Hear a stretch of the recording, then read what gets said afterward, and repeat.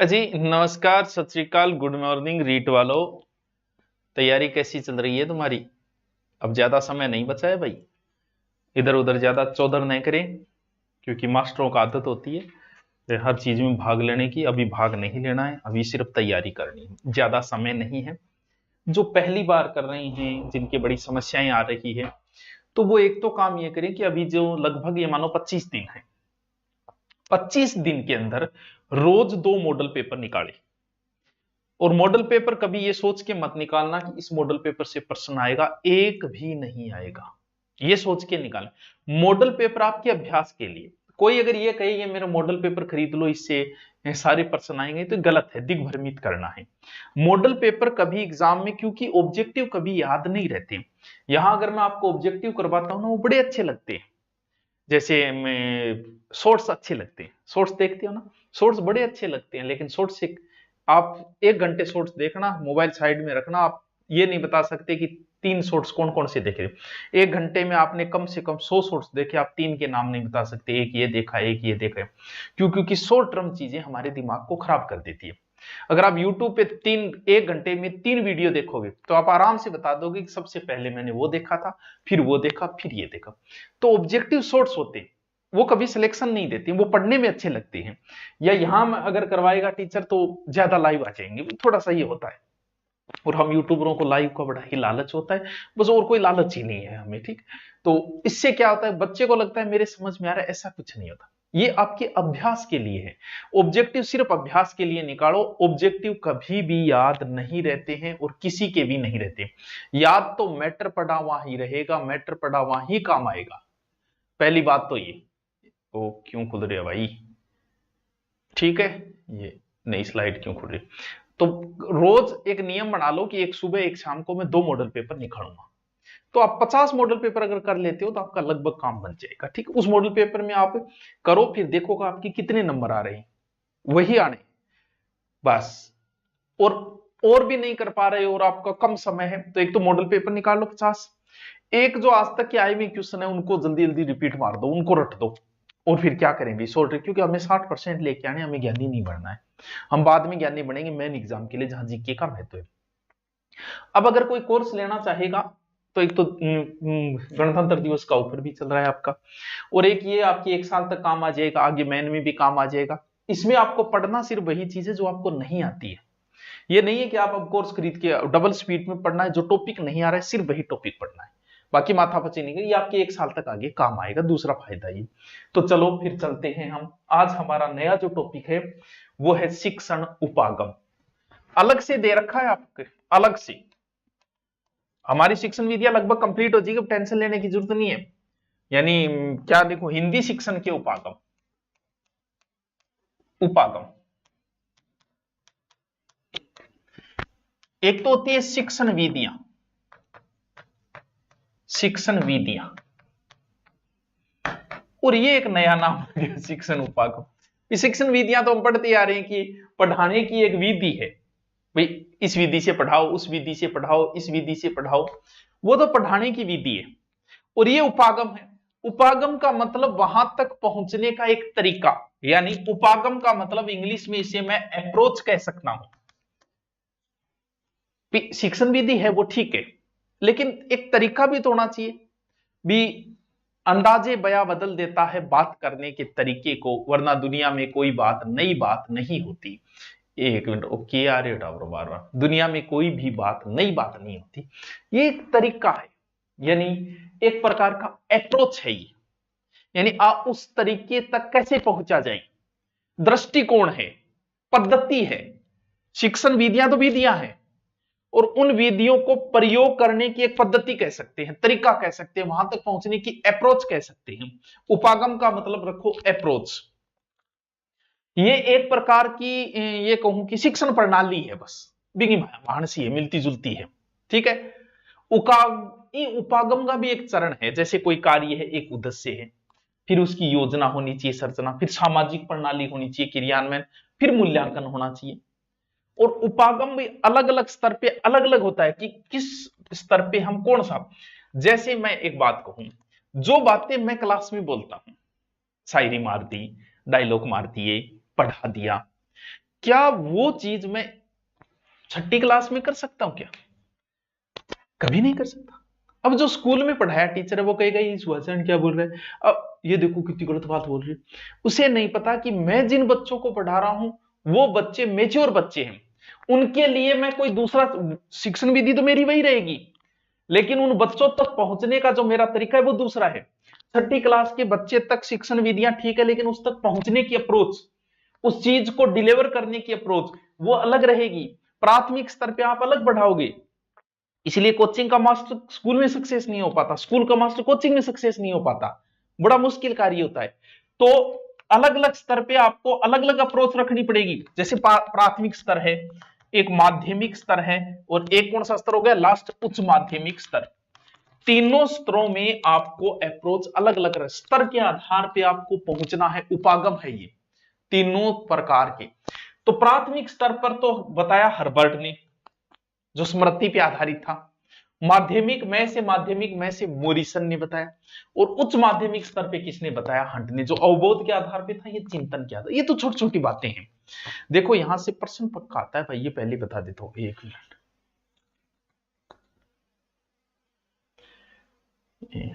प्रश्न यहां से पक्का ही आएगा, ये ध्यान रखना।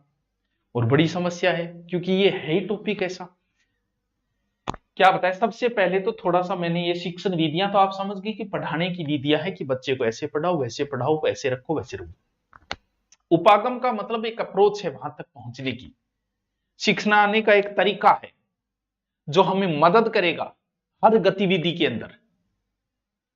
जैसे पाठ को पढ़ाते समय एक पाठ योजना की है, पाठ को पढ़ाते समय क्या कराना, एक तो पाठ योजना बनाते हैं, ठीक है। पाठ योजना में बच्चों को पाठ समझाने का एक दृष्टिकोण कि कैसे समझाएं इसको, बेखातर आप कई प्रकार की शिक्षण विधियां काम में ले दो, वह ही उपागम है एक प्रकार की।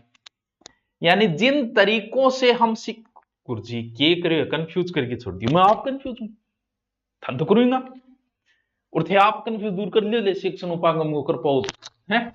ये रटी रटाई चीजें हैं, या तो पीछे लिखूंगा मैं, या मास्टर कोई भी, मैं का मतलब सब मास्टर आ गए लिखेंगे ना, आपको बक देंगे, आप रटो, थारो काम है थे रटो। टॉपिक थोड़ा सा टफ है, समझने की कोशिश मैं कर सकता हूं, समझाने का जक्का तरीका आपा शिक्षण करावा, और जकी विधियां करावा भाई उपागम है। बस इंगो मतलब वो है, शिक्षण का दो उपागम प्रमुख है। दो उपागम को मतलब हिंदी की शिक्षण विधियां तो हिंदी का ही दो उपागम होगा। कौन कौन से, एक तो पाठ पढ़ान खातर एक उपागम है, पाठ संसर्ग उपागम, ठीक है। दूसरो है रचना शिक्षण उपागम। जैसे आप गद्य पढ़ाने की शिक्षण विधियां हैं, वैसे ही गद्य पढ़ाने की उपागम भी। जैसे पद्य पढ़ाने की शिक्षण है, तो पद्य पढ़ाने के भी तो उपागम होंगे। तो पहला है पाठ सहसरंग उपागम, पहले तो ही बेगो, हाँ गुरुजी वही बेगो। पाठ्य पुस्तक में पाठ पढ़ाते समय जको भाषा है, जकी भाषा में शिक्षा प्रदान करी जा, पाठ में जका शब्द आ रहा है, बांग उच्चारण शब्दार्थ वो मिलती जुलती कुछ देसी बातें। और अब एक बात हो, साइकोलॉजी आपका सब्जेक्ट, साइकोलॉजी में एक उदाहरण दिया जाता है कि अंगूर खट्टे हैं, ठीक है। वो समायोजन में एक प्रकार है कि जिसका एग्जाम्पल है अंगूर खट्टे। अब रटा रटाई चीज जो मास्टर है ना, वो वही उदाहरण लिखाएगा जो उसकी किताब में वो रट के आया।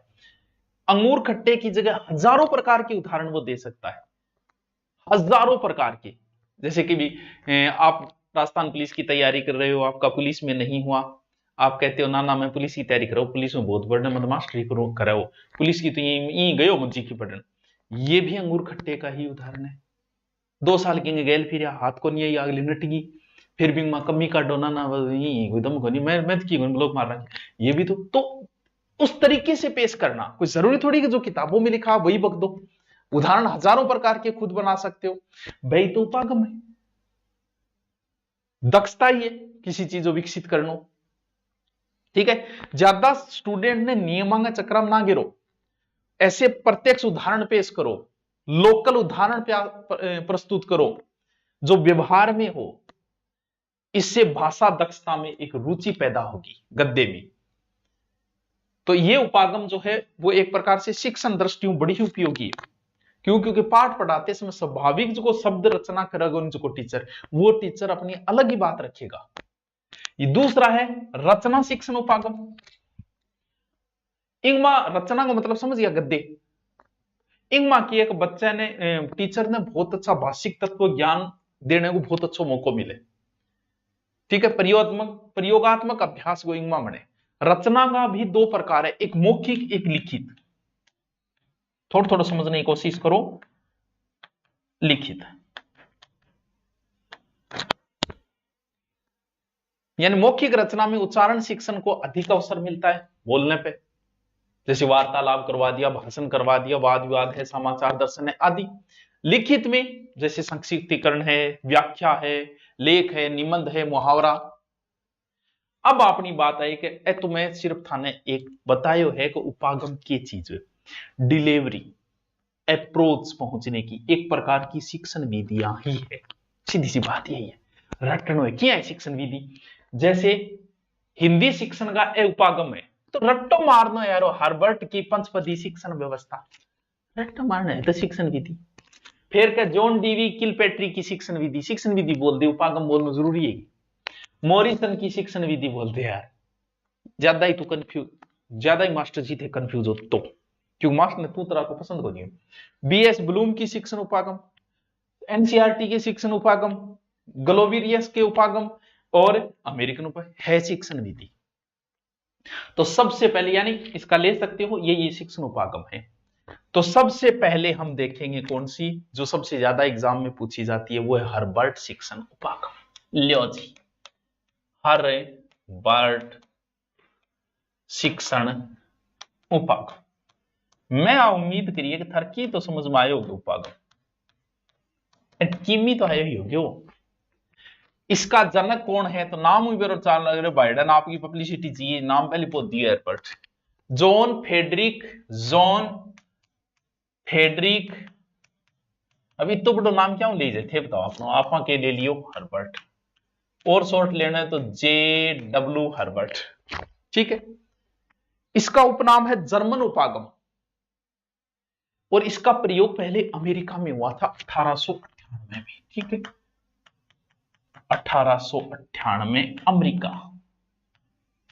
ठीक है, जर्मन उपागम इसका उपनाम है हर्बर्ट शिक्षण विधि। ओया की कई गुर्जिया, गुर्जी बनाओगे शिक्षण विधि थे, बताओगे गुर्जी को काम कर वही बनाओ शिक्षण विधि। तो वो एक मास्टर जी आ, और मास्टर जी का चेला मास्टर जी होशियार, अंग कई चेलिया है, जिल्लर राइन, नाम याद रखियो रखो तो जिल्लर है, राइन है। क्यों? क्योंकि मास्टर जी की शिक्षण विधि छेड़खानी करे। और दूसरो है हर्बर्ट स्पेंसर, हर्बर्ट स्पेंसर, ए दो अंगी देडी शिक्षण विधि में थोड़ी छेड़खानी करे। आज की शिक्षण विधि दीनी उपागम बोलते हैं, शिक्षण विधि को दोबारा देखिए कौन है? हर्बर्ट, ऊपर नाम दोबारा लिख दो हर्बर्ट। इन्होंने जो दी दैनिक पाठ योजना निर्माण पर विचार सबसे पहले इन्होंने दिया। भी एक तो दैनिक पाठ योजना आप पढ़ते हो, बीएड में पढ़ के आए होंगे थोड़ी बहुत, तो दैनिक पाठ योजना पर सबसे पहले इन्होंने विचार दिया।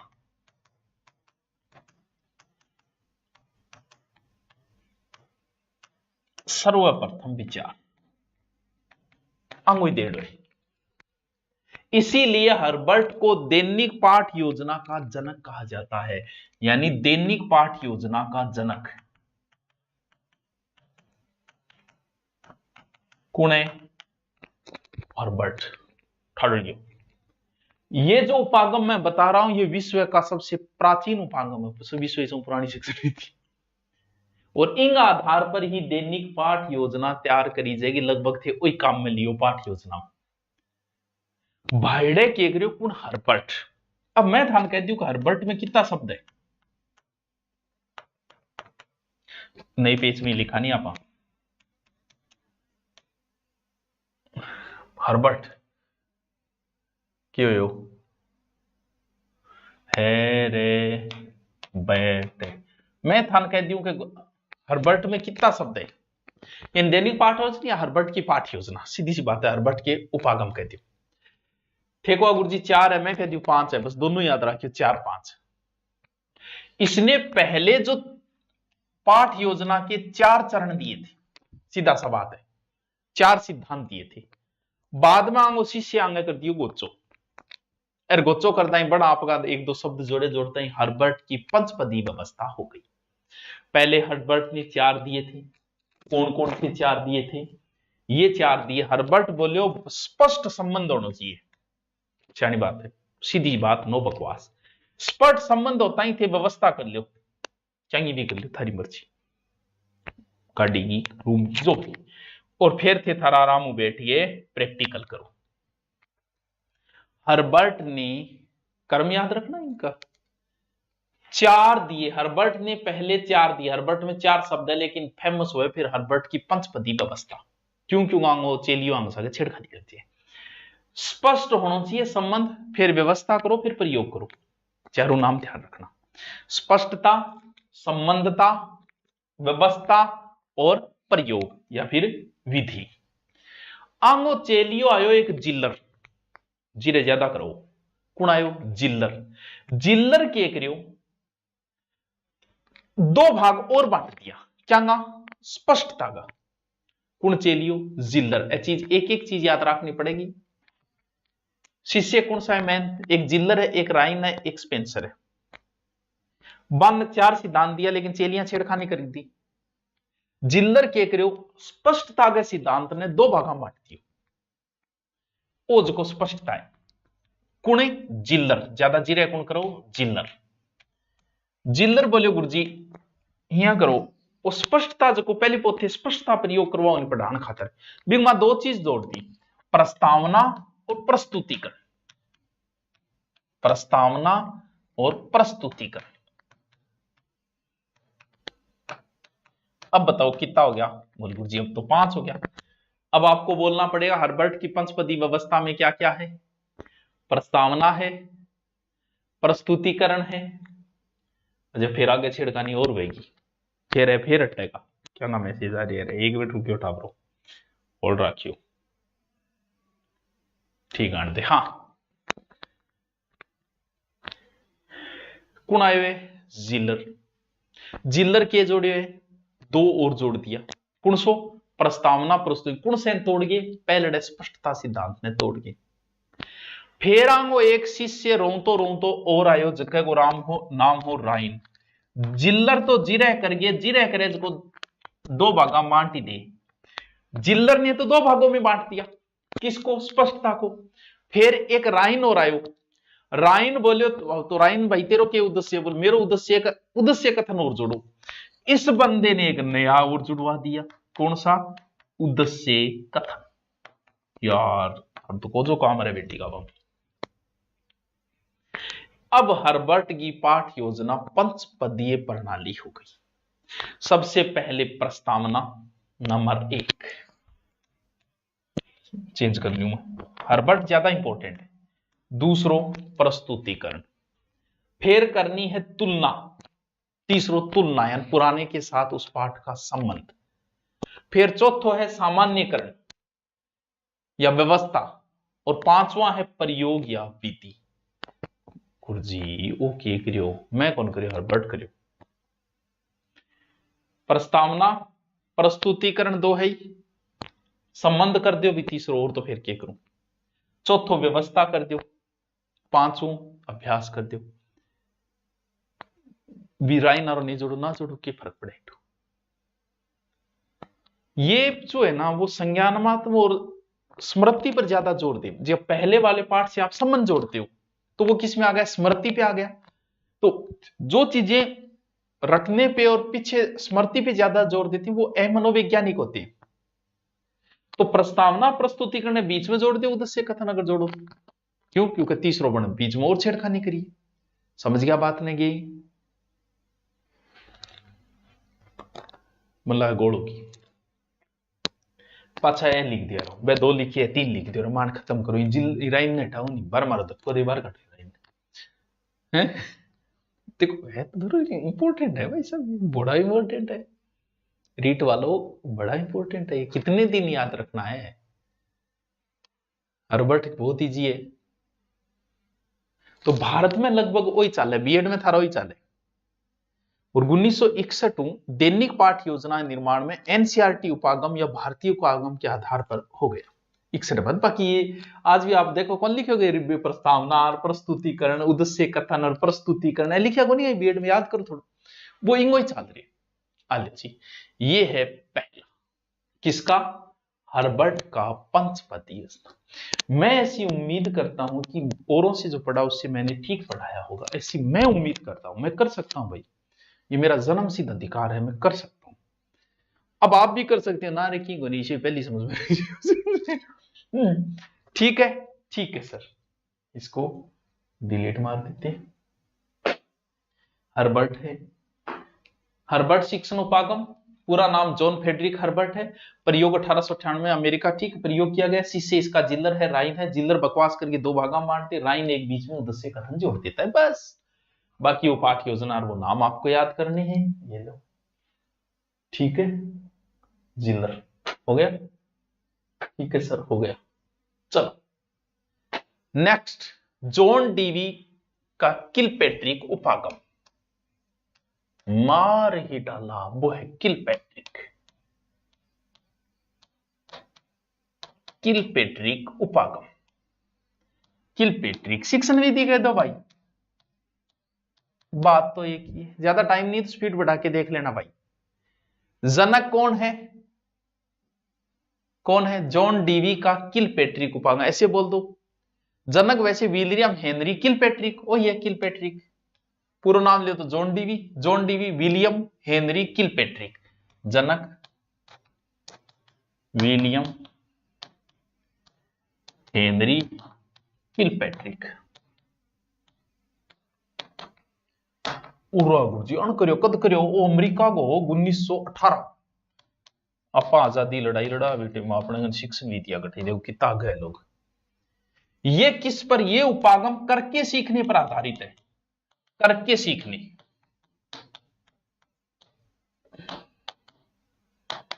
किस पर आधारित है, ये करके सीखने पर आधारित है। और क्रियात्मक उद्देश्यों की प्राप्ति खातर सर्वश्रेष्ठ प्रयोग है।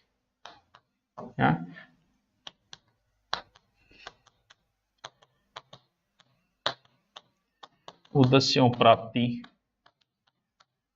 सर्वश्रेष्ठ उपागम, सबसे बेस्ट उपागम है। इसी पर आधारित महात्मा गांधी का 1837 में जो बुनियादी शिक्षण व्यवस्था जो पाठ योजना का निर्माण किया गया था, और इन उपागम को जो है, इन शिक्षण विधि को, शिक्षण विधि बोले तो ज्यादा सही है, छात्रों में हस्तशिल्प कला, हस्त कौशल का विकास करना है, इसमें आत्मनिर्भरता उत्पन्न होती है। किलपेट्रिक मारे को नहीं, जियाते को थन, अब थे 12 उम्र में पढ़ गया है नहीं, अकबर ये अकबर बोर ये वो, उनका कोई उपयोग नहीं है। हस्तशिल्प जो दिया जाएगा ना वही है, मारेगा नहीं, जिया देगा आपको। यानी इस उपागम का क्या उद्देश्य है, उद्देश्य छात्रों में हस्तशिल्प कला या हस्त कौशल का विकास करना।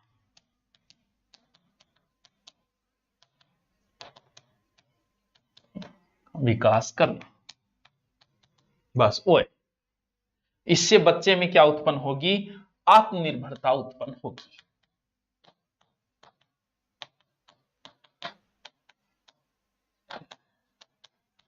समझ में आएगी बात।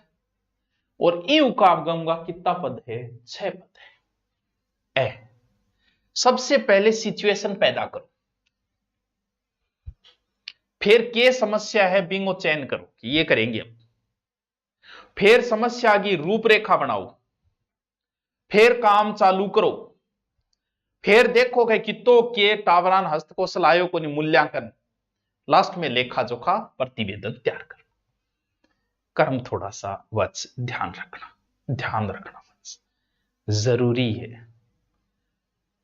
ओ गुरुजी इडो ही है, बस है तो इडो ही है, तो इडो ही, बुड्ढो को नहीं है। बताओ समझ में आयो को नहीं आयो। ये किसका? मोरिसन। मारेगा नहीं, जिया देगा। इसका मतलब हस्त कौशल सीखो, आत्मनिर्भरता बनेगी। आपको अगर एक भी काम स्कूल में सिखाया होता ना, भले ही वो खाते का काम सिखाया होता, भले हलवाई का काम सिखाया होता, भले कटिंग का काम सिखाया, तो कुछ भी सिखाया होता, आप में ये होता, भले ही आपको ड्राइविंग ही सिखा दी होती स्कूल में, तो आप कहते जरूरत को नहीं बापू तेरी पियांगी 1010 घटी कमा सकू। वो चीज आत्मनिर्भरता लाती है। तो मारेगी नहीं मोरिसन, जीवा देगी आपकी। कौन सी? मोरिसन शिक्षण। ठीक है। ये विलियम हेनरी किलपैट्रिक मारेगी नहीं जो करके सीखने पर। क्यों? अब मैं थाना कहती हूँ टावरो गाड़ी सीखने में की है, न्यूट्रल करी, लगायो गैर, लगायो पहलो गैर, दियो कलिस दबाए पहलो गैर, दिल दी रेस, गाड़ी छोड़ो, फिर दूसरो लगा, तीसरो, सीख क्या गए? खुद नहीं करोगे तब तक नहीं सीखोगे। तो करके सीखने पर आधारित है। ठीक है। बाकी हस्त कौशल आत्मनिर्भरता होगी। ये 6 पद है। पहले परिस्थिति सिचुएशन क्रिएट करो, फिर योजना समस्या चयन करो, समस्या योजना रूपरेखा बनाओ, फिर काम चालू करो, फिर मूल्यांकन करो, लास्ट आलेखन या प्रतिवेदन तैयार करो। समझ में आयोगे? आ जाओ। ये मोरी सनारो अट्ठा आगे होगे, उल्टो उल्टो हो गयो, उल्टो उल्टो हो गयो। ठीक है भाई, आप स्क्रीनशॉट ले लेना भाई। देखो मैं तो ये बोलता हूं। ठीक है। अगला है मूल्यांकन उपागम। मूल्यांकन उपागम। ठीक है। ब्लूम उपागम, ब्लूम उपागम। नाम तो एक ही है, कोई फर्क कौन पड़े नाम में? सर नाम मान क्या करने? कौन प्रवर्तक है? ब्लूम है। ब्लूम हो तो ब्लूम होगो, यानी जनक। जनक भी याद रखियो, पूछेंगो बीएस ब्लूम। और अटू के प्रश्न पूछेगो, इंपॉर्टेंट है पूरा टॉपिक। 1956 कहां का है? अमेरिका का। इनका स्क्रीनशॉट लेके फिर नोट्स बना लेना चाहिए, या अपने नोट्सों में एडिटिंग कर लेना। और इसका विकास जो हुआ 1967 में, इस शिक्षण विधि का विकास हुआ, इस उपागम का विकास हुआ। ये जो ब्लूम होते हैं, ये शिकागो, अमेरिका का है, तो अमेरिका में शिकागो विश्वविद्यालय में थे। इन्होंने त्रिआयामी प्रक्रिया को सबसे पहले व्यक्त किया। यानी वैसे देखे तो और 5 पदी दी है हर्बर्ट, कोई 6 पदी दी है, वो त्रिआयामी प्रक्रिया है। प्रक्रिया 3 पद। ठीक है। इन उपागम को क्या उद्देश्य है? उद्देश्य प्राप्ति का निर्धारण किया जाना है। यानी ब्लूम के अनुसार, ब्लूम क्या कहता है कि उद्देश्यों की प्राप्ति किस स्तर पर हुई है, लेवल निर्धारण करना ही मूल्यांकन है। अतः इसे मूल्यांकन उपागम भी कहा जाता है। मूल्यांकन करना है, निर्धारण करना है। छोटो से बस नाम, जगह, फिर 3 कौन सा दिया है ब्लूम, वो अगर लिखो तो लिख लो चाहिए। कौन है? ब्लूम। ब्लूम का मूल्यांकन होगा। सबसे पहले इसने क्या कहा? शिक्षण उद्देश्य। ठीक है। यानी शिक्षण उद्देश्यों का निर्धारण। क्या सबसे अधिक जोर इसी पर दिया है।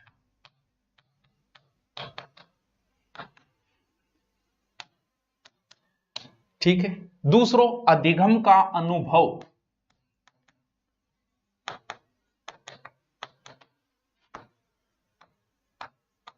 ठीक है। तीसरो व्यवहारगत का मूल्यांकन।